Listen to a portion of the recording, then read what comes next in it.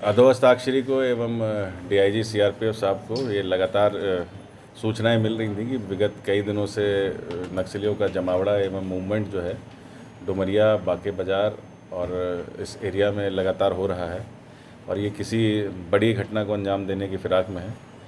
इसी संबंध में दोबारा जो है डीआईजी सीआरपीएफ के द्वारा 16 तारीख को बिल्कुल एकदम कंफर्म न्यूज़ बताई गई कि यहाँ पे आज कुछ नक्सलियों का जमावड़ा है। हम लोगों ने भी इसको क्रॉस वेरीफाई किया तो बात सही निकली कि डुमरिया थाना के एक मोनोवार गांव के पास कुछ नक्सली इकट्ठे हुए थे, जिसके बाद हम लोगों ने एक ऑपरेशन प्लान किया जिसमें सिटी एसपी साहब को तुरंत वहां के लिए रवाना किया गया और उसके बाद सीआरपीएफ की कोबरा, सीआरपीएफ और एसटीएफ की यूनिट और जिला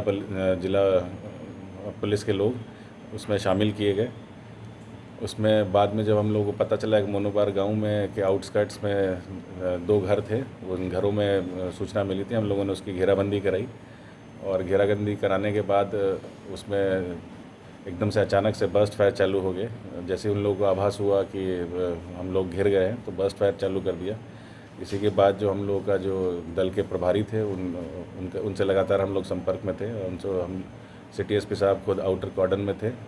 जब पूछा गया कि क्या क्या उसमें आगे करना है, कार्रवाई क्या करनी है, तो उसमें उन लोगों को बोला गया कि पहले मेगाफोन से सबको चेतावनी दीजिए और सबको बाहर निकल के सरेंडर करने के लिए बोला गया।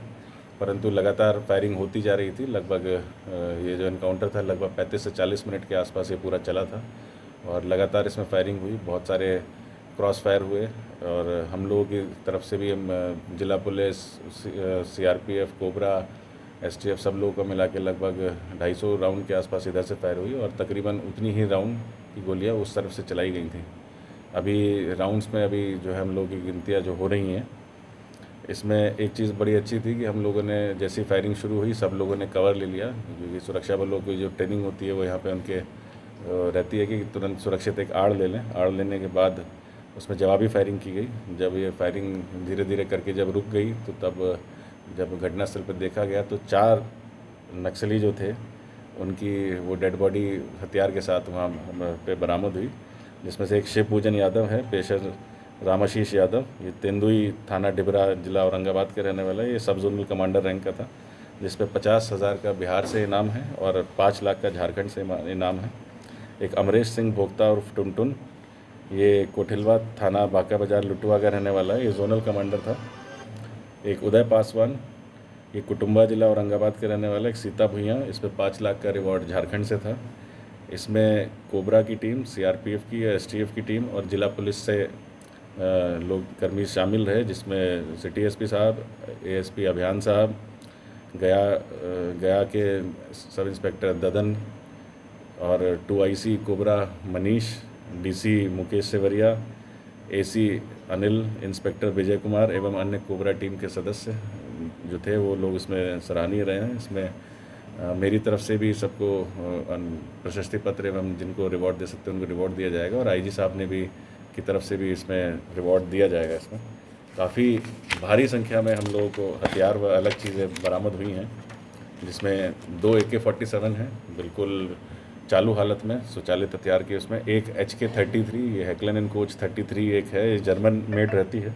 एक इंसास राइफ़ल, उसके बाद 246 7.62 के राउंड, 5.56 के 272 राउंड, एक इंसास की मैगज़ीन्स जो थी वो उसके अलावा 4 मैगज़ीन थी, एक जिसमें क्षतिग्रस्त थी और डेटोनेटर थे 5, सेफ्टी फ्यूज़ मिले हैं 3, मैगज़ीन पाउच थे 4, एक कंपास था, एक सैमसंग के 2 मोबाइल थे, G5 मोबाइल का एक था, एक आईटेल मोबाइल, एक टॉर्च, एक फ्लैश LED था, एक रेडियो बरामद हुई। पॉकेट से कुछ डायरिया बरामद हुई हैं, जिसमें अन्य लोगों के भी कुछ नंबर और कुछ बहुत ही इम्पॉर्टेंट कुछ इन्फॉर्मेशंस हैं, हम लोग उसका भी सत्यापन कर रहे हैं।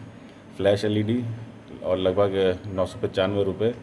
मोबाइल बैटरी मिली हैं 4 अलग से, मोबाइल चार्जर मिले, इलेक्ट्रॉनिक टेप मिली, लाइटर इत्यादि, चाकू, स्टेरॉइड के इंजेक्शन 4, जैसे जब आपको बहुत ज़्यादा चलते चलते आप थकावट या कुछ हो जाती है तो उसके लिए स्टेरॉइड के इंजेक्शन, परफ्यूम मिले।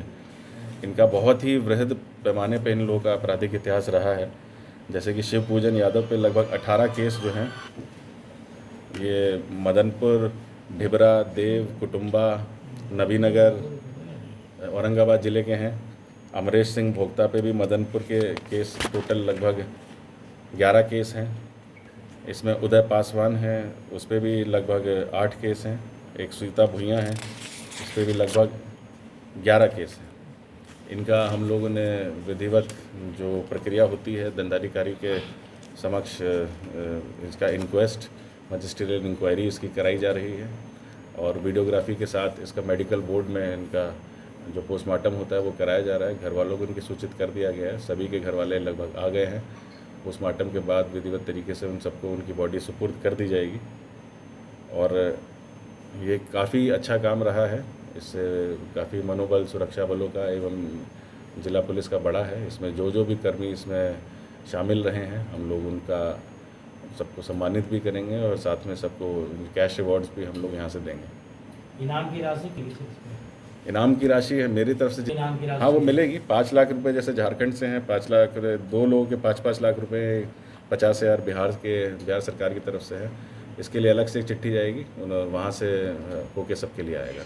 इनको मिलेगी जो भी इसमें टीम में रहे हैं मुझे नहीं मिलेगी। बहुत ही दिनों से लगभग मैं बताऊं तो आपको लगभग 1 महीने से हम लोग को लगातार हर दूसरे दिन लगभग मोटा मोटी इनपुट मिल रहे थे कि बड़े दस्ता यहाँ पे है, बड़ी घटना बड़ी वारदात करने के मूड में है। कई जगह हम लोगों को पता लगा कि सुरक्षा बलों के लोकेशंस ली जा रही थी। कई जगह जो नई कंस्ट्रक्शन साइट्स थी उनके बारे में पूछा जा रहा था। मतलब दे वर प्लानिंग समथिंग बिग और डेफिनेटली इसके बाद थोड़ा सा हम लोगों की लगाम लगी है, परंतु हम लोग एकदम शांत नहीं हुए हैं और अपना जो एहतियात हैं वो और बल्कि हम लोगों ने सुरक्षा अपनी बढ़ाई है।